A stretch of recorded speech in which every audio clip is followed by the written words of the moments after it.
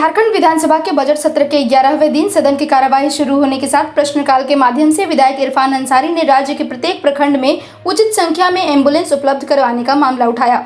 इरफान अंसारी ने पूर्व की रघुवर सरकार द्वारा शुरू किए गए 108 एम्बुलेंस योजना में उस वक्त हुए गड़बड़ी की जाँच की भी मांग की। साथ ही कहा कि राजस्थान में इस योजना की जाँच चल रही है। इस पर जवाब देते हुए स्वास्थ्य मंत्री बन्ना गुप्ता ने कहा कि गड़बड़ी का कोई साक्ष्य है तो दे, हम कार्रवाई करेंगे। तो वहीं एम्बुलेंस बढ़ाने पर सरकार समीक्षा कर निर्णय लेगी।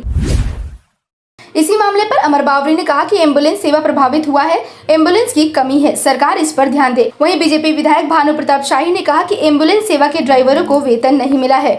तो वहीं जेएमएम विधायक दिनेश विलियम्स मरांडी ने कहा कि 108 पर कॉल करने पर कई बार रिस्पॉन्स नहीं मिलता है। इस पर स्वास्थ्य मंत्री बन्ना गुप्ता ने कहा कि जो कमी की बात आई है सरकार उसको दूर करेगी। हम बेहतर स्वास्थ्य सेवा देने के लिए तत्पर हैं। साथ ही कहा कि बाइक एम्बुलेंस सेवा भी राज्य में जल्द शुरू की जाएगी। माले विधायक विनोद सिंह ने सरकारी कर्मचारियों और पदाधिकारियों को वार्षिक प्रीमियम पर स्वास्थ्य बीमा योजना का लाभ देने का मामला उठाया।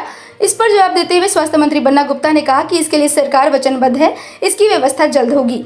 पुराने संकल्प को नए प्रावधानों से जोड़ा जा रहा है, साथ ही 2 महीने में प्रावधान करने की बात कही।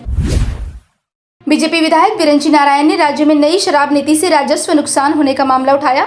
उन्होंने सरकार से पूछा कौन करवा रहा है घोटाला।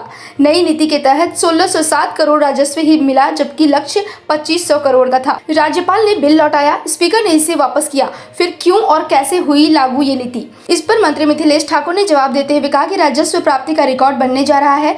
अब तक यानी 16 मार्च तक 1900 करोड़ राजस्व विभाग को मिल चुके हैं। हर आपत्ति को दूर किया जा रहा है। शराब घोटाला जैसे कोई बात नहीं है। वहीं विरंची नारायण ने शराब नीति की जांच सीबीआई से करवाने की मांग की। इस पर मंत्री मिथिलेश ठाकुर ने कहा कि पारदर्शी तरीके से नीति लागू हुई है। वहीं इसी मामले को लेकर सरयू राय ने लक्ष्य घटाए जाने की बात कही। 2500 से 2000 करोड़ करने की बात पर सरकार से सवाल पूछा।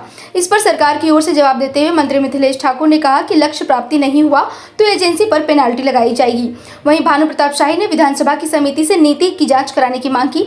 इस पर स्पीकर ने कहा कि प्रश्नकर्ता सीबीआई जांच की मांग करते हैं और आप समिति की मांग करते हैं। इस पर मिथिलेश ठाकुर ने कोई भी गड़बड़ी की बात को खारिज किया। उन्होंने कहा कि कोई प्रमाण है तो दे। वहीं सरकार के जवाब से विरंची नारायण ने असहमति जताई। बीजेपी विधायक राज सिन्हा ने रिम्स के शव गृहों के उपकरणों के उपयोग नहीं होने और शवों के गलने का मामला उठाया।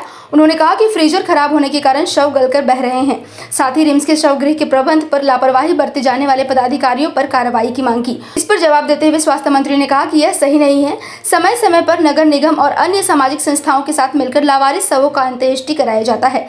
शवगृह में अभी 29 शव हैं जो क्षतिग्रस्त हैं। भरोसा नहीं है तो जाकर देख सकते हैं। बीजेपी विधायक सीपी सिंह ने शवगृह के मामले पर कहा कि स्वास्थ्य मंत्री को रिम्स की कुव्यवस्था के लिए रिम्स निदेशक ने जिम्मेदार ठहराया है। इस पर स्वास्थ्य मंत्री ने कहा कि सीपी सिंह बाल का खाल निकालते हैं। बन्ना गुप्ता ने सीपी सिंह को चुनौती दी। उन्होंने कहा कि साक्ष्य देख कब निदेशक ने ऐसा कहा। साथ ही कहा कि निदेशक पद्मश्री हैं, वे ऐसी ओछी बातें नहीं कर सकते हैं। माले विधायक विनोद सिंह ने अल्पसूचित प्रश्न के माध्यम से राज्य के कर्मचारियों, पदाधिकारियों और पेंशन भोगियों को कैशलेस बीमा का लाभ देने की मांग की।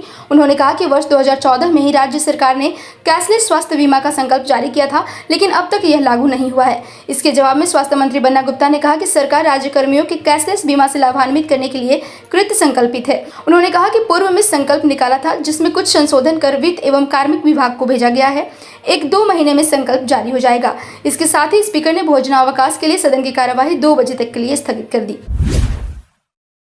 भोजनावकाश के बाद सदन की कार्यवाही दोबारा शुरू हुई। इसके बाद अनुदान की मांग पर चर्चा शुरू की गई। वहीं बीजेपी विधायक अनंत ओझा ने कटौती का प्रस्ताव पेश किया। उन्होंने कहा कि सरकार शिक्षा विभाग का बजट घटा रही है। साल 2022-23 में 13.57% बजट था, लेकिन इस साल 2023 और 24 में घटकर 12.08% हो गया है और अभी तक 61% राशि ही खर्च हुआ है। साथ ही कहा कि खतियान आधारित नियोजन नीति पारित कराकर के यहाँ के युवाओं की आंखों में धूल झोंका गया है। शिक्षा विभाग ने 90,000 से ज्यादा पद रिक्त है, लेकिन सरकार कुछ नहीं कर रही है। ज्यादातर स्कूलों में शिक्षक और छात्र के बीच अनुपात मेंटेन नहीं है। इससे शिक्षा व्यवस्था प्रभावित हो रही है।